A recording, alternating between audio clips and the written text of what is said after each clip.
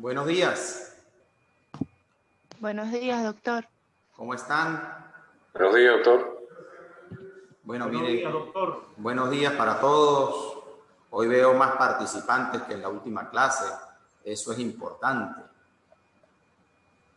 Primero que nada, felicitarlos por la conexión. Es importante la presencia a través de la plataforma en las clases sincrónicas, porque eso fortalece la discusión. No es lo mismo ver una clase grabada que ver una cátedra o ver una actividad en tiempo real donde ustedes puedan presentar sus preguntas, hacer sus intervenciones. Estaremos dinamizando hoy desde este momento hasta las 9:30 de la mañana sobre un tema que nos apasiona. Quienes estamos cursando la maestría o quienes están cursando la maestría en Derecho Procesal Penal es porque sienten especial interés en el área penal. Y cada vez que estudiamos a diario puntos alusivos al derecho constitucional, al derecho procesal penal, al derecho penal, los criterios de nuestro Tribunal Supremo de Justicia en Sala Constitucional y de Casación Penal, como que nos enamoramos más de esta área del derecho. Nos enamoramos más. En la clase pasada estuvimos tratando un tema vinculado exactamente a las teorías, la naturaleza normativa de las normas o la naturaleza de las normas sobre pruebas, y pedí que revisáramos 5 teorías y que esas 5 teorías, después de un breve análisis, apuntáramos a cuál de ellas asociaban al proceso penal. ¿Cuál o cuáles de ellas? Estuve revisando las intervenciones de cada uno de ustedes y de verdad me parecieron interesantes. Unos manejaron el criterio de la teoría número 2, de la mixtura de la naturaleza sobre normas de prueba en el contexto procesal y material. Otros manejaron el concepto de la tercera teoría, que habla de su naturaleza procesal, porque la prueba se practica dentro de un proceso. Y en ese contexto de un proceso, pues no podemos decir otra cosa distinta a que su naturaleza es exactamente procesal. Y también estuve observando la cuarta teoría, donde dicen que las normas se dividen en 2 ramas, procesal y material, y la quinta que hablaba del derecho o de la naturaleza justicial. Más allá de las posturas de cada uno de ustedes, pues nosotros tenemos que evaluar el contenido de cada una de las intervenciones. Y en parte, pues todos aciertan. Todos aciertan porque si nosotros evaluamos desde el punto de vista sustancial o material la naturaleza del acto de probar o de la regulación normativa de la prueba, pues comprendemos que si el acto probático se da fuera de un proceso, pues tendríamos allí su naturaleza sustancial o material. Y yo pongo allí un ejemplo muy claro porque yo quiero ilustrar con claridad cada aspecto, y fijo el acto en el que la persona, el particular, tiene que demostrarle a un funcionario de seguridad en un punto de control que es el propietario de ese determinado vehículo. Allí el acto de probar se da a través del documento que acredita la persona, sea el certificado de registro o sea también el documento notariado. Bueno, allí se prueba sin necesidad de proceso. No hay esencia procesal. En tanto, cuando el acto de probar se produce en el desarrollo de un juicio, inclusive dentro de la misma fase preparatoria, porque yo quería aprovechar e indicarles a ustedes, y voy a hacerles una pregunta aquí sumamente relevante en función al tema de la prueba. y quisiera oír la opinión de ustedes de manera muy puntual, para no extendernos mucho. ¿Será que la verdad en un proceso penal se alcanza solo en la fase de juicio o puede alcanzarse en etapas previas? Fijémonos, para no interrumpir el avance de la cátedra, esa preguntita yo quiero que la tomen en cuenta para el final de la clase. ¿Será que la verdad en el proceso penal se alcanza solo en la fase de juicio o puede alcanzarse en etapas previas al juicio? Ese es un elemento que hay que analizar, que hay que discutir, y eso lo vamos a dejar mejor para cuando falten 10 minutos para concluir la actividad. Entonces, bueno, después de haber observado las teorías, exactamente todas las teorías alusivas a la naturaleza de la prueba, entramos luego a hablar el día de hoy de la importancia del derecho probatorio. Y cuando hablamos de la importancia del derecho probatorio, tenemos que retrotraernos a la definición del derecho probatorio, que es el conjunto de normas reguladoras de los medios de prueba a ser utilizadas en un proceso. Imaginémonos el proceso penal venezolano, por hablar del nuestro, más allá de la generalidad que implica el tema. Imaginémonos un proceso penal sin normas reguladoras de la prueba. ¿Cómo sería esa tarea titánica de unos contra otros en el ánimo de probar o de derribar la prueba del contrario? Sería un caos, sería un desorden. Entraríamos en la fase de la anarquía procesal y se impondría el más fuerte y el más poderoso, y no tendríamos bajo ninguna circunstancia ese concepto de proceso justo que nos ofrece el artículo 49 de la Constitución de la República Bolivariana de Venezuela.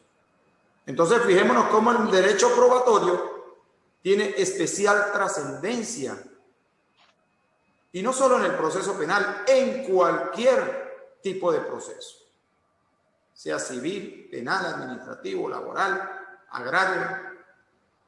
Y ahí hay unos principios que rigen la prueba, que ese tema lo vamos a tratar en otro título, en otra unidad, pero que no podemos perder de vista. Hay unos principios que rigen la prueba y allí vamos a encontrar principios de carácter ético y principios de carácter práctico.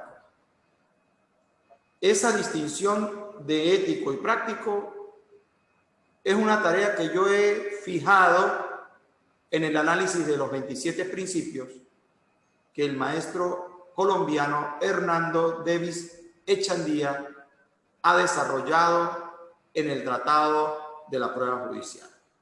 Porque ciertamente hay principios de connotación ética y hay principios de connotación práctica.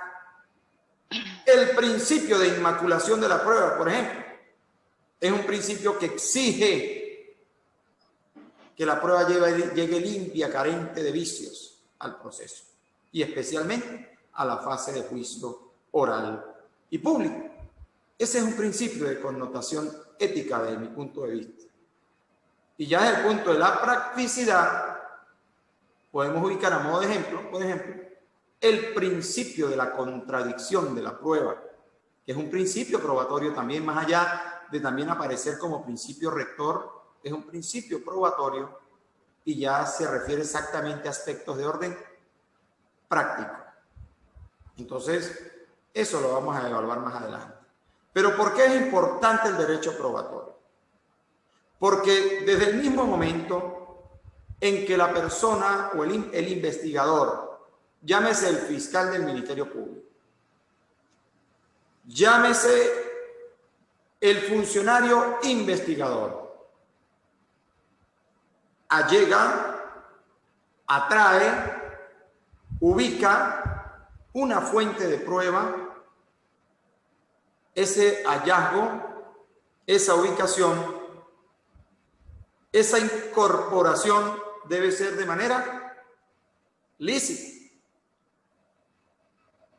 para luego ser promovida legalmente a los efectos de querer demostrar, en caso de que se trate de quien va a acusar, o desvirtuar en caso de que se trate de quien va a defender en el desarrollo del proceso penal.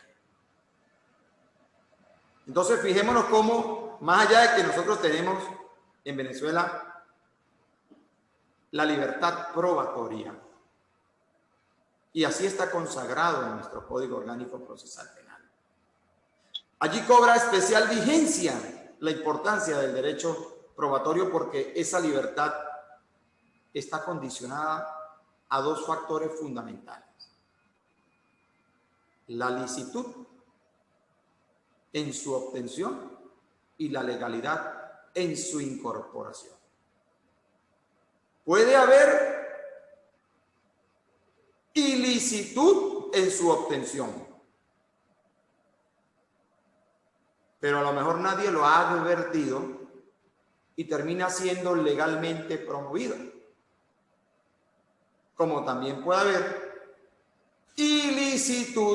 puede haber licitud en su obtención, pero ilegalidad en su promoción, porque la promoción ha sido fuera del lapso que nos ofrece el Código Orgánico Procesal Penal, para que el fiscal pueda promoverla o para que la defensa pueda promover lo que era fuente, pues convertirlo en medio de prueba. Y esos son aspectos necesariamente válidos a considerar en la cátedra que estamos cursando el día de hoy. ¿Por qué? Uno encuentra operadores de justicia, llámese fiscales, abogados defensores, querellantes, acusadores particulares propios y acusadores privados, inclusive en aquellos procesos a instancia de parte agraviada en los que se les ocurre promover al tiempo que ellos consideren medios de prueba. Y no es así. Cuando veamos nuestros principios probatorios, que va a ser una unidad súper enriquecedora, nosotros vamos a precisar cada uno de esos principios en el articulado del Código Orgánico Procesal Penal, y todos diremos: carajo, ¿qué importancia tienen estos principios en el acto de la prueba? Entonces, la importancia no es poca cosa. La importancia tiene especial trascendencia en cualquier clase de proceso. Y el marco regulador primario de esa relevancia está dispuesto en el artículo 49 de nuestra Constitución, al disponer que toda prueba obtenida con violación al debido proceso es nula. Entonces, ahí vemos la importancia que le otorga nuestra Carta Constitucional al tema de probar. Es una esencia propia del debido proceso. Es el corazón del proceso. Es un tema medular, inseparable de lo que debemos comprender por debido proceso. Cuando se viola las disposiciones reguladoras de la prueba en Venezuela y en cualquier parte, se quebranta la garantía para el ejercicio del debido proceso. Y es importante de verdad que tengamos muy en cuenta ese tema. Por otra parte, nosotros en el desarrollo de la cátedra tenemos otros puntos.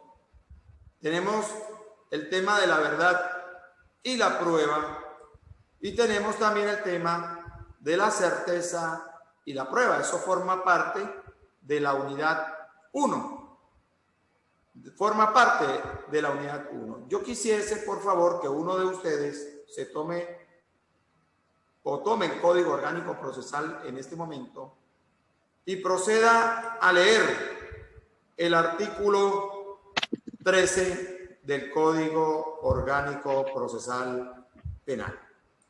Escucho.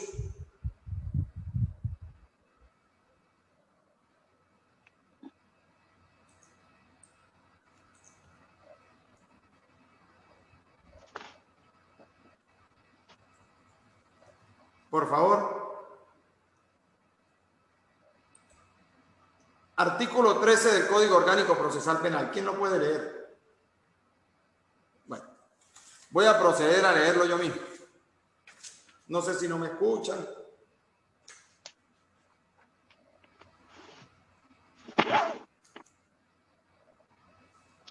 Hola.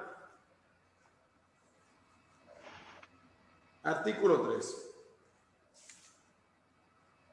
Dice, finalidad del proceso.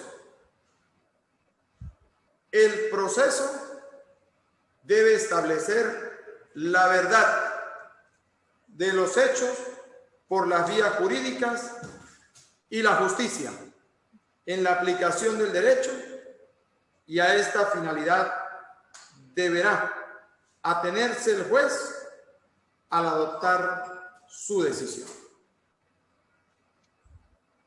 El artículo 13 nos fija la verdad como una de las finalidades del proceso. Y es verdad, porque según lo señala Michele Tarufo, la verdad es un proceso de búsqueda.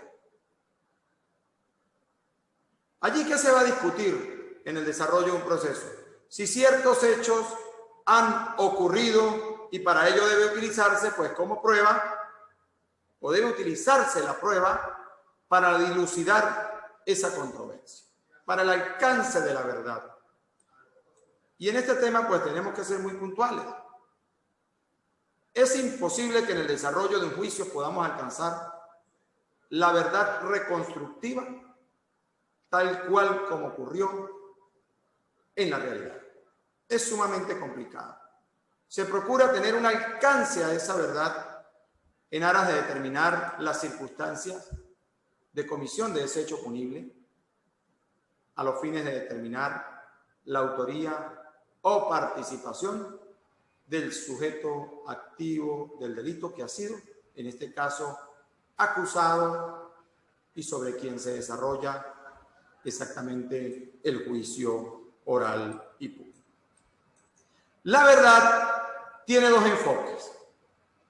El campo jurídico de la verdad nos conduce a vislumbrar dos formas comunes de materialización de la verdad o de alcance de la verdad. El carácter conceptual, por un lado, que tiene que ver con aspectos propios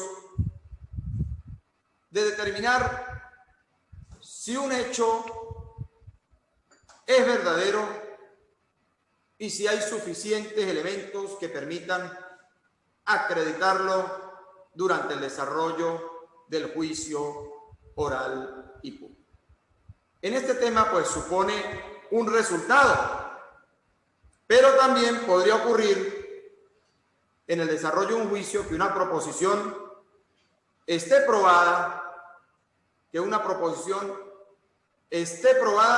y resulte falsa.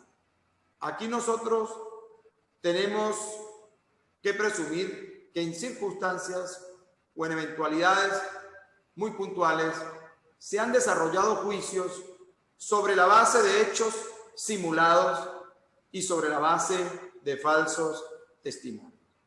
Entonces, esa verdad no resulta alcanzable en un mínimo porcentaje posible ante ese tipo de comportamientos que quebrantan la búsqueda de la verdad. Entonces, eso tiene que ver con el concepto o con el carácter conceptual del tema probatorio. Pero también tenemos el carácter teleológico de la prueba. Y es que la verdad es la finalidad, como dije antes, de la actividad probatoria. Y ella se concreta o representa a través de ¿qué? De la sentencia, de la decisión que dicta en este caso el juez de juicio, luego de haber evaluado el dossier probatorio que ha sido practicado durante el mismo. Por cierto, esa valoración que hace el juez de la prueba durante el juicio, en su intimidad, porque una vez que concluye el juicio, el juez se desplaza a su despacho y realiza la valoración individual y la valoración conjunta de la prueba. Y a partir de allí, de esa valoración, en base al método de la sana crítica, conformado por la lógica, los conocimientos científicos y las máximas experiencias, él pasa a dictar su decisión tomando como referencia base el conjunto probatorio practicado durante el mismo. Y esa práctica probatoria es lo que se va a convertir, es lo que va a motivar la generación de la premisa del razonamiento decisorio por parte del juez de juicio. Entonces, es importante el alcance de la verdad en el desarrollo del juicio. Pero esa verdad no puede apartarse de lo que dije anteriormente, al principio, de la licitud, la legalidad de la prueba y aparte de tres factores fundamentales previos al juicio que deben ser evaluados por el juez de control antes de que el caso llegue a la fase de juicio, entendiéndose aquí el procedimiento ordinario o el procedimiento especial para delitos menos graves, inclusive el procedimiento especial para los casos previstos en la Ley Orgánica sobre el derecho de las mujeres a una vida libre de violencia. Y tiene que ver con un tema fundamental que debe verificar el juez de control durante la audiencia preliminar antes de pasar a la fase de juicio, y es el tema de la pertinencia, la idoneidad y la utilidad de la prueba. Más allá de la licitud en su obtención y de la legalidad en su incorporación, el juez de control, en su labor depuradora, debe corroborar que las pruebas promovidas por las partes tengan fijada en su promoción la pertinencia, la idoneidad y la utilidad de cada uno de esos medios de prueba a los efectos del juicio oral y público, a fin de poder el juez admitirlos. Y aquí también tenemos que hacer mención de un principio elemental. A veces el defensor no promueve pruebas y hace uso del principio de la comunidad de la prueba para hacer suyas las pruebas de la parte contraria. Y es que una vez que las pruebas son admitidas, más allá de que no alegue el defensor ese principio, una vez que las pruebas son admitidas, los medios de prueba son admitidos en la preliminar, pues ya no forman parte ni de uno ni de otro, sino son parte del proceso, pertenecen al proceso mismo. Pero sí es relevante que en función a ese principio de la comunidad de la prueba, cada prueba tenga fijada su pertinencia, idoneidad y utilidad. Y es que cuando veamos los principios que rigen la prueba, nosotros vamos a encontrar esos principios allí, el principio de pertinencia, el principio de idoneidad, el principio de utilidad. Y ustedes dirán, caramba, qué importante es esto, más allá de que muchos a veces no le demos la relevancia y nos dediquemos a denunciar en muchas ocasiones a jueces que no admiten un medio de prueba por carecer casualmente esa oferta probatoria del tema o de los aspectos de pertinencia, idoneidad y utilidad, es que eso es lo que garantiza a la contraparte el poder estar en cuenta qué es lo que pretende probar la parte que le adversa, a fin de poder ir preparando el escenario para poder confrontarlos en el desarrollo de un juicio oral y público.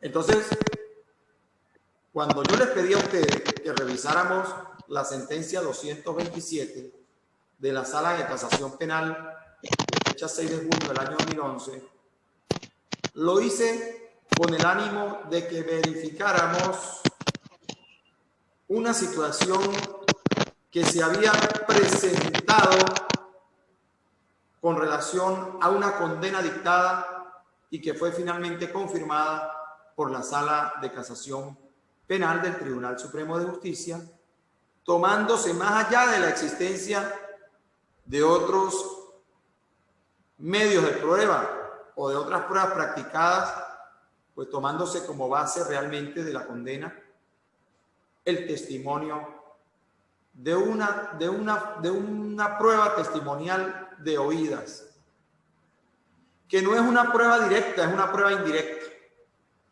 y que en mi criterio es un recuentador de cuentos. ¿Por qué? Porque el que escucha algo y no lo ha visto, reproduce y reproduce, y yo los invito a ustedes a que quienes no lo han hecho lo hagan alguna vez, el taller o el curso o el ejercicio de la clínica del rumor. ¿Cómo se descontextualiza una verdad? En 7 repeticiones continuas de uno hacia otro. Entonces, en el caso que les estoy comentando, entiendo que algunos lo lograron ver, lograron revisar la sentencia. Se le protege la identidad y rostro en la fase de investigación a una fuente de prueba humana. Y toman como referencia el 23, numeral 3 de la Ley de Protección de Víctimas, Testigos y demás sujetos procesales, que permite el ocultamiento de la identidad del rostro y aparte el otorgamiento de un código o de una identidad distinta. Pero miren bien esto. Esas medidas de protección del 23 de la Ley de Protección de Víctimas, Testigos y demás sujetos procesales no son independientes. Son concurrentes. No se puede aplicar el tercer numeral sin aplicar el primero y el segundo. O sea, cuando tú aplicas la protección de esa identidad y rostro, tienes que obligatoriamente aprobar previamente el numeral primero y el numeral segundo. O sea, esa medida es concurrente. Los numerales son concurrentes. A esa persona, que es un recuentador de cuentos, le protegen la identidad y rostro. Y durante el desarrollo del proceso penal, la defensa del acusado o del imputado no tuvo acceso a datos mínimos de esa fuente de prueba. Yo sé que esa prueba fue practicada en el juicio, pero con rostro cubierto y con disfraz. Totalmente disfrazado con una sábana y un rostro cubierto, y respondía el nombre de María. Yo pregunto, más allá de la particularidad del voto salvado de la magistrada Blanca Rosa Mármol de León, yo pregunto, ¿tuvo acceso la defensa durante la fase de investigación a datos mínimos de esa fuente de prueba humana? ¿Sí o no? Los escucho.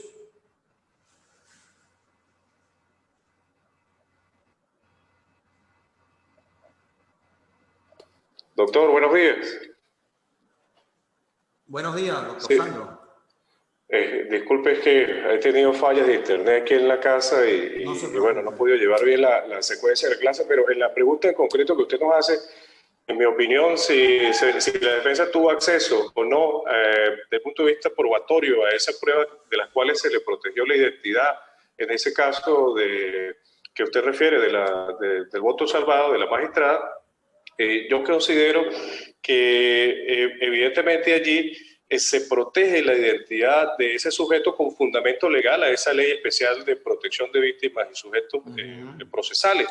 Sin embargo, cercena el derecho de la defensa al contradictorio porque no conoce la identidad de ese sujeto y por tanto no puede acceder si esa prueba pues tiene los conocimientos de los hechos discutidos. Es decir, poder cuestionar si ese testigo reviste de importancia, si conoce sobre los hechos o no, por las cuales ha sido incorporado al juicio. Por tanto, yo creo, doctor, que la magistrada pues acierta, evidentemente, donde reconoce que allí la defensa no tuvo acceso a la prueba porque no solamente se ocultó la identidad sino también la imagen, pues la forma, la persona como tal en el proceso. Entonces yo creo, doctor, que evidentemente pues la defensa no tuvo acceso a ese medio de prueba y por tanto ese acto, en mi opinión, como le refiere la magistrada, pues está viciado de nulidad. Esa es mi opinión que yo quería dejar al respecto, doctor. Feliz día. Sí, muy bien, muchas gracias, doctor. Muy importante su aporte. Excelente. ¿Quién más quiere fijar una opinión al respecto? ¿Se oyen opiniones? ¿O prefieren que yo señale? El doctor Terry, por favor, queremos oír alguna opinión al respecto. ¿Qué opina usted? Fíjense algo.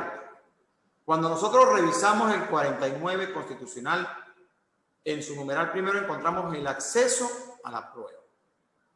Acceder a la prueba no es acceder a la práctica de la prueba nada más. Porque no podríamos estar hablando, o sea, tendríamos el derecho solo a los efectos del juicio oral y público. ¿Cómo queda la fase preparatoria y cómo queda la fase intermedia? Acceder a la prueba en todas las etapas del proceso es por lo menos saber los datos mínimos de esa fuente de prueba que se erige en contra de nuestro defendido, a fin de poder desacreditarla, de ser el caso, de poder derribar ese señalamiento, poder demostrar en la fase preparatoria que esa persona es un testigo o es una fuente de prueba dedicada profesionalmente al falso señalamiento. ¿Cómo saber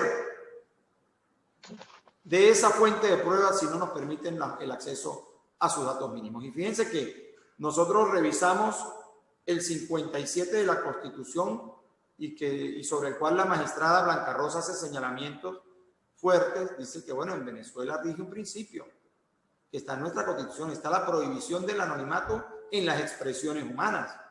Y allí se configura se simboliza el anonimato a través de un acto humano. Entonces, es importante ese criterio. Y creo que nuestra sala de casación penal se queda corta, inclusive, porque al tratarse de un tema de altísima incidencia en el quebrantamiento de la garantía para el ejercicio del derecho o del debido proceso, en el contexto de un proceso garantista, formal, más allá de los señalamientos que nuestra sala de casación penal hace sobre algunos aspectos propios del recurso de casación interpuesto por la defensa, pues entiendo yo que el tema del debido proceso es un asunto de orden público y que la sala de casación penal de manera oficiosa ha podido asumir y resolver de manera seria en cuanto a los alegatos que había denunciado la defensa en los 7 puntos de ese recurso de casación interpuesto, ya que no se tratan de asuntos relajables, sino de aspectos propios del debido proceso. Y en estos tiempos, inclusive, nosotros vemos la importancia del debido proceso en estos tiempos, y tú revisas la ley orgánica sobre estado de excepción, porque en este tiempo nos rige un estado de excepción desde el 13 de marzo del 2020, y uno encuentra en el artículo 7 de la Ley Orgánica de Estado de Excepción, que una de las garantías no sujetas a restricciones en tiempo, inclusive de excepción, es el debido proceso. Entonces, imaginémosla la trascendencia de esa institución legendaria y que resulta en el contexto del proceso penal venezolano y de cualquier otro inseparable del acto de probar. Ahora bien, no sé qué otras personas o qué otros participantes tuvieron acceso a la sentencia. A ver si me pueden comentar algo sobre lo leído, por favor. Terry. Doctor, buenos días, disculpe. ¿Quién habla? ¿Yoleidis? Sí, doctor, la clase por favor, pasada... Yoleidis, abre la cámara, por favor. Es importante que abramos la cámara. La clase pasada yo no estuve presente, ya la estoy abriendo. Okay. Y entonces no sé la sentencia que usted indicó que leyeran. Bueno, usted no estuvo presente, ¿No pero... le puedo dar? Sí, pero sí debo solicitarles algo en este momento. Fíjense.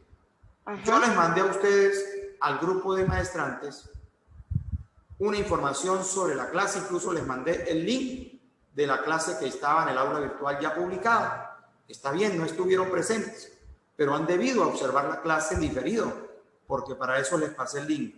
Es importante que tengamos claro eso. Los que no puedan estar presentes en la clase no pueden llegar a la clase siguiente a decirme a mí que no tienen la información porque yo no pude ver la clase. Lo importante es mostrar interés y, bueno, cumplir, en este caso, con la observación de la clase que la institución les publicó en el aula virtual y cuyo link yo les pasé esta semana. Creo que tuvieron acceso a esa información para que pudiesen ver la clase. Pues la idea no es llegar a la clase a oír a dos, sino la idea es que participemos quienes nos activemos en el aula. Entonces, por favor, ladies, tomen en consideración eso para futuras clases, ¿sí? Okay. Por favor. Sí. Jason Fidel, Glenda Livet, Deiribet, la doctora Hilda, que no la veo. Ya la veo. Saludos, doctora. Quiero oír la opinión de ustedes sobre la sentencia. ¿Qué opinión tienen sobre la incidencia negativa en el acto de probar con base al artículo 49, numeral primero de la Constitución y 57 de la misma Carta Constitucional? Quiero oírlo, por favor.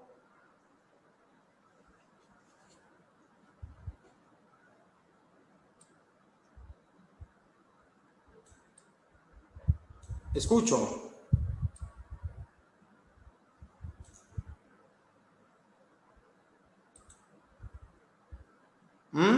Bueno, vamos a continuar. Yo evalúo las participaciones. Yo pongo nota con relación a las intervenciones de los participantes en el aula. Yo quisiera oírlos, todos somos profesionales. Quisiera oír una opinión sobre algo tan básico como es el tema de la prueba en el ámbito en que yo lo estoy enfocando. Partiendo del análisis del 49, numeral primero, no puede costar mucho opinar sobre ese punto. Yo quisiera, por favor, que participaran José, Jovir, Aleida, Jason, Darkis, Hilda, Terry. No puede ser que el único compañero que esté participando en esta clase sea el doctor Sandro constantemente. Por favor, quiero oírlos. Brevemente quiero oírlos. Nos quedan 15 minutos de clase todavía.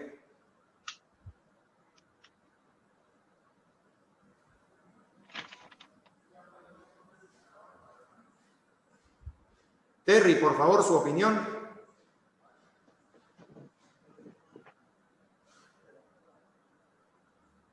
Buen día, doctor. Lo escucho, a la orden. Pues bueno, no tuve acceso a la sentencia, por lo que usted está diciendo, sí, es importante ir preparado y pues no tuve la oportunidad de escuchar la clase anterior, pero sí me parece que no es viable, sí, el hecho de que según la sentencia se tape el rostro de la persona que afirma ciertos alegatos, basado en eso, sí, en el artículo 57 que usted nombraba, donde se prohíbe el anonimato. Y creo que es importante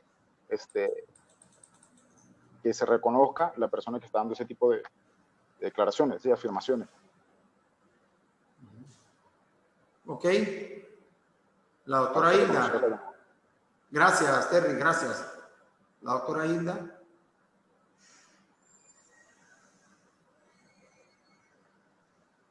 Bueno, voy a continuar porque el tiempo es oro y todavía nos queda por discutir algún otro aspecto.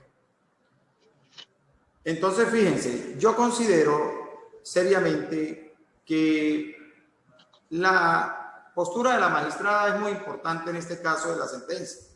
La magistrada Blanca Rosa Mármol salva su voto y yo paso a considerar inclusive que ella se queda corta en su criterio, con todo el respeto.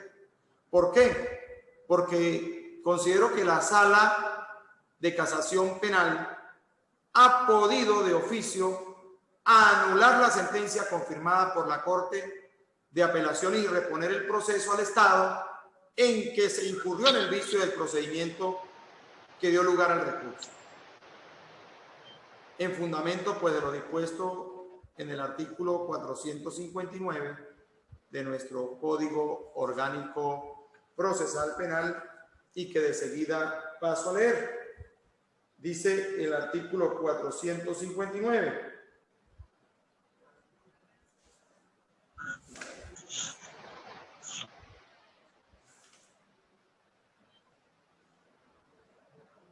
Si la sentencia declara con lugar el recurso fundado en la inobservancia o errónea aplicación de un precepto legal, el Tribunal Supremo de Justicia dictará una decisión propia sobre el caso, en tanto que para ello no sea necesario un nuevo debate sobre los hechos por exigencia de la inmediación y la contradicción ante un tribunal distinto del que realizó el juicio. En los demás casos anulará la sentencia impugnada y ordenará la celebración del juicio oral ante un nuevo tribunal o repondrá el proceso al estado en que se incurrió en el vicio de procedimiento que dio lugar al recurso, si se cometió en las etapas anteriores. Ahí está el fundamento fijado en el 459 del Código Orgánico Procesal Penal, que ha podido bien la Sala de Casación Penal, atendiendo las violaciones flagrantes al tema del debido proceso en función al ocultamiento de la identidad de rostro de una fuente de prueba que resultó desconocida desde los inicios del proceso para el investigado y sus defensores, y cuya revelación, más allá de no estar fijado en la sentencia, la revelación de la identidad de ese testigo, que tuvo lugar 6 meses después de haber concluido el proceso por mandato expreso de la misma ley de protección de víctimas, testigos y demás sujetos procesales, permitió confirmar que esa fuente de prueba convertida en medio y prueba indirecta que condujo a la condena, se trataba de un sujeto que había sido años atrás detenido en razón a un procedimiento cumplido por el que en ese momento estaba siendo acusado cuando era funcionario policial. Fijémonos allí la inseguridad jurídica que genera ese tipo de medidas de protección a nivel de la prueba humana.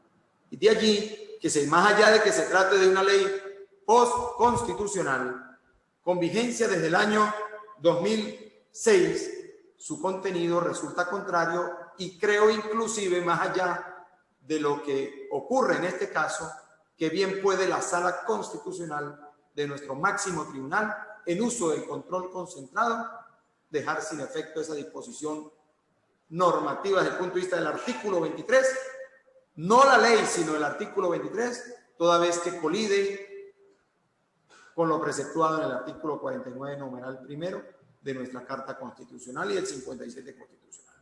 Es un tema propio que bien puede resolver nuestro Tribunal Supremo de Justicia. Y traje a colación esta sentencia para que veamos la magnitud y la trascendencia que representa la prueba en el desarrollo de un proceso. Y en este caso, el criterio que llama poderosamente nuestra atención desde el punto de vista académico es el fijado por la magistrada Blanca Rosa a través del voto salvado en esa decisión. Saliéndonos de ese punto, Nosotros vamos a entrar a considerar en este momento otro tema relevante. Yo fijé una interrogante al principio de la clase y dije, ¿será que la verdad se alcanza única y exclusivamente en el desarrollo de un proceso penal en la fase de juicio? Yo quisiera oír nada más sí o no de parte de ustedes para entrar a considerar el tema. El doctor Sandro, ¿sí o no? Doctor, rápido, creo que no. Perfecto. La doctora Hilda, ¿sí o no? Buenos días. ¿Me escucha, doctor Sami? La escucho perfectamente. Sobre la Ay, pregunta. Qué pena con usted anteriormente, No, disculpe, con el respeto que usted se merece, porque tenía los audífonos y no sé, estaban un poco deteriorados y no pude hacer una intervención como usted se merece, doctor, con todo su respeto. Pues, no se preocupe. Pues mi respuesta es que no, doctor, evidentemente no. Evidentemente no. Ok, solo déjemelo ahí, ¿sí o no? María Raquel Devia, la verdad en el proceso penal se puede alcanzar solo en la etapa de juicio, ¿sí o no? No. Yuraima. No. José Contreras.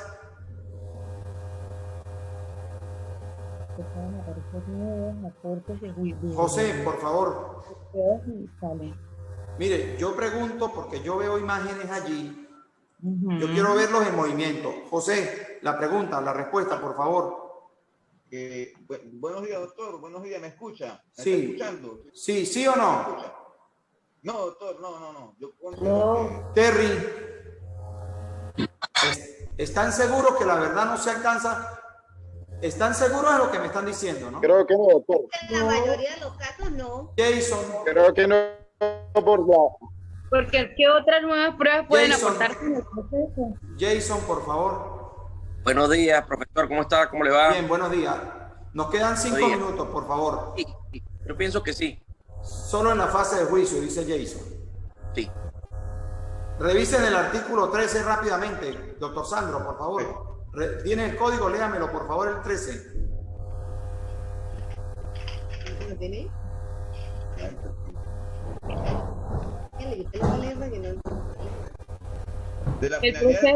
El proceso debe establecer la verdad de los hechos por las vías jurídicas y la justicia en la aplicación del derecho. Y a esta finalidad, esta es la parte, debe atenerse el juez al adoptar su decisión.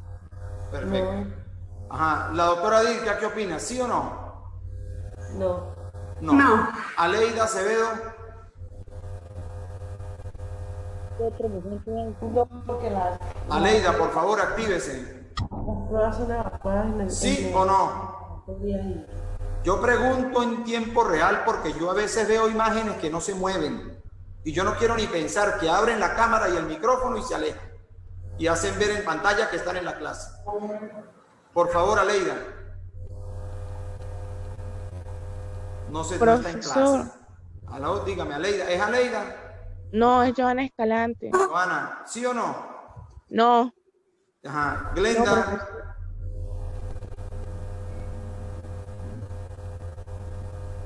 Aleida y Glenda. Espero sus respuestas. Pero, ¿saben qué le estamos para el tema de la No tiene micrófono, Glenda. Me dice que no tiene micrófono. Ajá. Joana Escalante ya y Derive. Bueno, no tiene micrófono, pero contésteme por el chat, por favor. Joana, Glenda no. Perfecto. Glenda me dice que no por el chat y Aleida me dice que no. Bueno, yo les voy a decir algo. Yo, doctor. ¿Quién falta? Darkis. Ajá, Darkis. ¿Sí o no? No. No. No, porque las pruebas se evacúan siempre en las primeras fases, en la fase preparatoria. Bueno, mire, yo le voy a decir una cosa. Primero y principal, las pruebas, para hablar de pruebas, y yo lo dije al principio en la primera clase, nosotros en la fase preparatoria nos manejamos con fuentes de prueba. Dependiendo del aporte reconstructivo de cada fuente, podemos promoverlo como medio y dependiendo de que cumpla con la licitud, legalidad, pertinencia, idoneidad y utilidad de la prueba, pasa a ser prueba en juicio. Y la evacuación o práctica no se da en la fase preparatoria, se da en el desarrollo del juicio. Ojo con eso. Eso, ¿Ok? oye, el juicio. Primero que nada. Segundo, les tengo que decir algo. Si yo inicio un proceso porque alguien viene y denuncia a Pedro Pérez indicándole, atribuyéndole un delito, y en la investigación yo logro determinar que ese delito no existió y que se trató de una simulación de hecho punible o de una calumnia propiamente dicha, ¿será que yo no soy capaz de lograr alcanzar la verdad en la fase preparatoria? Por supuesto que sí. Entonces yo puedo llegar a alcanzar la verdad en la fase preparatoria y el hecho generador de esa denuncia puede terminar en un sobreseimiento de la causa porque el hecho no ocurrió o porque el hecho no se le puede atribuir a esa persona. Es decir, que la verdad no siempre resulta alcanzable en la fase de juicio oral y público. Sí se puede alcanzar la verdad en la fase preparatoria. Y felicito a la mayoría de intervenciones en ese orden, ¿verdad? Que dijeron que no, porque realmente hay, por favor, controlen el ruido. Hay casos en los que no necesariamente se llega a la fase de juicio, porque durante la fase de investigación logramos determinar que el hecho no ocurrió, que se trató de una simulación de un hecho punible, que se trató de una calumnia, y se alcanza la verdad durante la fase de investigación. Ahora bien, una vez que la etapa es superable, llegamos a la intermedia y juicio. Una vez que se ha iniciado la fase de juicio, pues la verdad ya en el contradictorio se alcanza en esa etapa del proceso. Pero no necesariamente todos los casos tienen que llegar a juicio para que se pueda alcanzar la verdad en el contexto del hecho controvertido. Sí, nos quedan 2 minutos. Una acotación, doctor. Doctor, ¿me escucha? Sí, dígame. Una acotación muy certero lo que usted acaba de nombrar, en el sentido del sobreseimiento, de que en el Ordenal 1, si el juzgador o el juez en este caso encuentra de que el fiscal en los actos conclusivos determina de que él concluye diciendo que ese hecho no ocurrió y evidentemente el juzgador lo verifica a través de todos los medios probatorios, inmediatamente decreta un sobreseimiento al Ordenal 1 del Exactamente. Sí, perfecto, excelente. Mire, nos quedan 30 segundos. Quiero felicitarlos a todos por la conexión del día de hoy, por la intervención. Por favor, los que no pudieron ver la clase no tuvieron acceso a lo mejor por internet o estuvo malo el internet en sus hogares, traten de ver la clase en diferido a partir del martes en el aula virtual. Yo les pasaré el link.